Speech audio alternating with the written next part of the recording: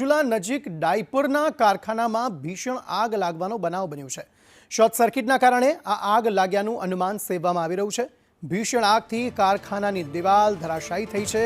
Fire બ્રિગેડે આગ બુઝાવવાનો પ્રયાસ શરૂ કર્યો છે। શોર્ટ સર્કિટના કારણે આ આગ લાગ્યાનું અનુમાન સેવવામાં આવી રહ્યું છે। આગના કારણે ધુમાડાના ગોટે ગોટા દૂર દૂર સુધી દેખાઈ રહ્યા હતા। અફરાતફરીનો માહોલ એક સમયે સર્જાયો હતો। फायर ब्रिगेड ने आ मामले जाण करवामां आवी। तुरंत फायर ब्रिगेडना अधिकारीओ द्वारा आग पर काबू मेळववाना प्रयत्नो हाथ धरवामां आव्या। आग एटली विकराळ हती के आसपासनी अन्य बिल्डिंग जे छे ते पण આગની ચપેટમાં આવી ગઈ હતી।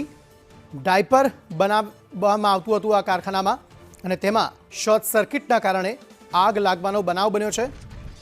આખી ફેક્ટરી બળીને ભસ્મીભૂત થઈ ગઈ છે।